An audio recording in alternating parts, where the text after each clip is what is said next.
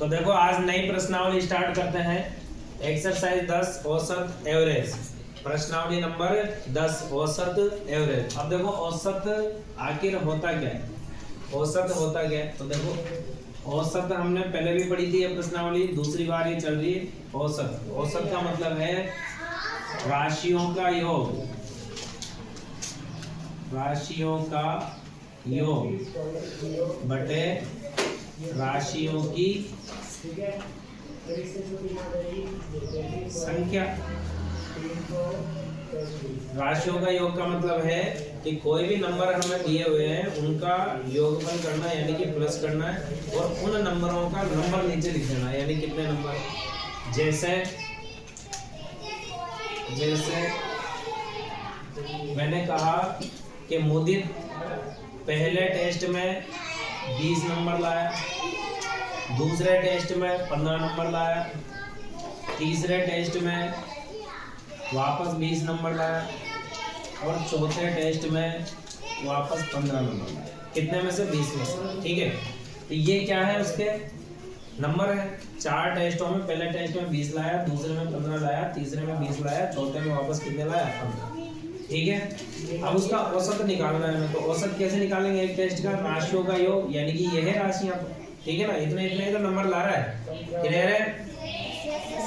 इतने इतने नंबर ला रहा है, तो ये उसके नंबर है, यानी कि इनको हम क्या कर रहे हैं, पहले तो प्लस कर रहे हैं, यानी कि टोटल ये हो गया टोटल। और ये कितने नंबर है? 1 2 3 4। तो डिवाइड किसका कर देंगे इसमें? 4 का, तो ये 4। अब देखो काउंट करके देखो तो कितना हो जाएगा? 40 और 30 70 हो गया। तो 70 बटे 4 का भाग एक बार जाएगा, 3 बच जाएगा, 30 बन जाएगा, फिर 7, फिर 2 बच जाएगा, पॉइंट लग जाएगा, फिर 5 टाइम जाएगा। यही है, यानी कि ये मुदित के नंबरों का क्या आ गया? औसत। यानी कि एक पेपर में मुदित कितने नंबर लेके आता है? 17.5, यानी कि 17.5 नंबर लेके आता है। क्लियर है? अब देखो आगे, ये तो हो गई बात औसत की। इसी तरह से कई सारे क्वेश्चन बन सकते हैं। जैसे एक चर्चित क्वेश्चन रहता है, क्रिकेट कितने जने खेलना पसंद करते हैं? ठीक, तो एक क्वेश्चन आता है, जब हम छोटे थे तो हमारे भी आता था औसत में, कि सचिन के 5 मैचों के रनों का औसत 8 12 15 80 50 ऐसे कुछ करके आता था। तो उसके रनों का औसत क्या होगा, यानी कि रन दे देता है कि प्रत्येक मैच में या 5 मैचों में इतने इतने रन बनाए, तो उसके रनों का औसत क्या होगा। ये क्वेश्चन आता था। तो इसमें भी क्या करना है? इसी तरह से करना है, यानी कि क्वेश्चन का तरीका बदल सकता है, यानी कि मेथड तो ये रहेगा, संख्याएं बदल जाएगी। ठीक है, आगे बढ़ते हैं। अब इसी में क्या होता है, औसत में, एवरेज में एक आता है प्रथम, पहला फॉर्मूला दिया हो गया आपका। अब दूसरा फॉर्मूला देखो, इस प्रश्नावली को पढ़ने के लिए हमें क्या क्या चीजें आना आवश्यक है वो बताओ। तो दूसरा है प्रथम n प्राकृत, प्रथम n प्राकृत संख्याओं, प्रथम n प्राकृत संख्याओं का औसत। किसका औसत? प्रथम n प्राकृत संख्याओं का औसत। तो आप लोगों को अगर ध्यान हो तो हमने एक प्रश्नावली पढ़ी थी, प्रश्नावली नंबर 3, संख्या सिद्धांत पढ़ी थी। संख्या सिद्धांत में हमने एक फॉर्मूला पढ़ा था, प्रथम n प्राकृत संख्याओं का योगफल। वहां पर क्या था? योगफल। यहाँ पर क्या है? औसत। केवल एक शब्द का अंतर। तो वहां पर हमने फॉर्मूला लिखा था, प्रथम n प्राकृत संख्याओं का योगफल n कोष्टक n + 1 बटे, ये लिखा था। लेकिन यहाँ पर हमारा योगफल नहीं, हमारा यहाँ पर क्या है? प्रथम n प्राकृत संख्याओं का औसत। तो जब भी औसत की बात आ जाए तो क्या करना है? फिर कुछ नहीं करना, केवल n को हटा देना है। ठीक है, तो प्रथम n प्राकृत संख्याओं का औसत क्या बन जाएगा? n + 1 बटे 2। क्लियर है?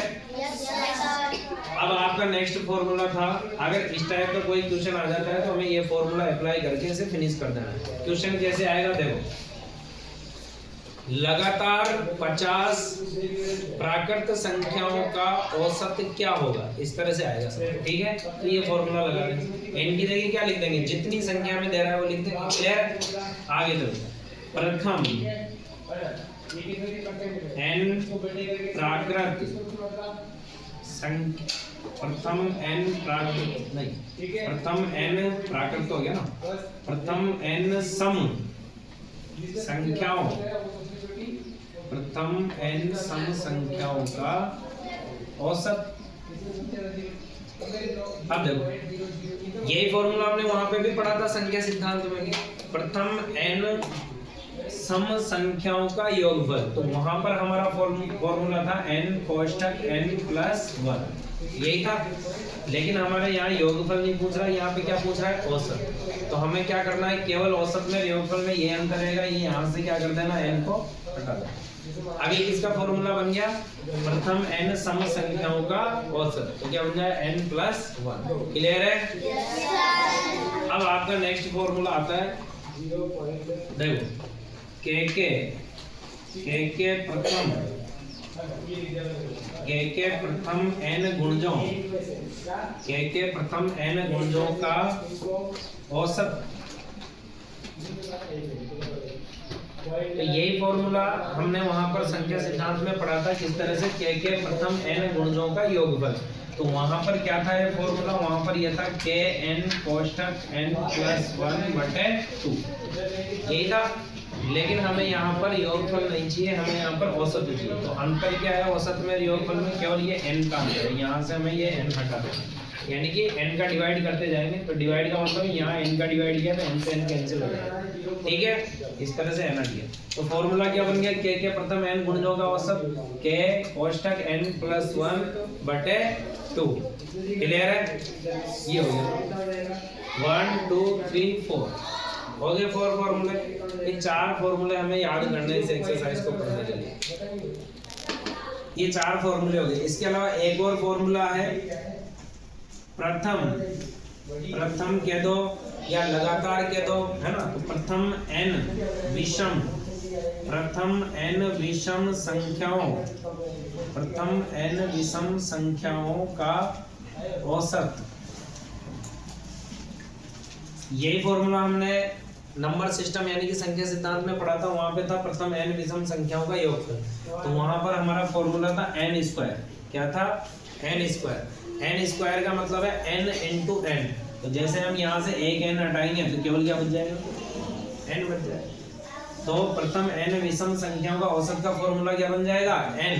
क्या बन जाएगा, n। इस तरह से आपके 5 फॉर्मूले हो जाते हैं। ठीक है, 1 2 3 4 5, ये 5 फॉर्मूला हमें अच्छे से ध्यान रखना है। अगर ये हमें याद है तो हम जो औसत यानी कि एवरेज के जो क्वेश्चन है एक्सरसाइज के, वो हम आसानी से कर पाएंगे। अगर इन फॉर्मूलों का हमें ध्यान नहीं है तो फिर थोड़ी बहुत दिक्कत आएगी। ठीक है, तो इन फॉर्मूलों को बिल्कुल अच्छे से याद कर लें, उसके बाद ही हम इसके एक्सरसाइज के क्वेश्चन करना स्टार्ट करेंगे। क्लियर है। अगर आप लोगों ने अभी तक हमारा चैनल सब्सक्राइब नहीं किया है तो जल्दी से हमारे चैनल को सब्सक्राइब करें और ज़्यादा से ज़्यादा अपने दोस्तों को शेयर करें, लाइक करें। Thank you. नेक्स्ट पार्ट में मिलते हैं एवरेज औसत इस एक्सरसाइज के क्वेश्चन के साथ। ओके।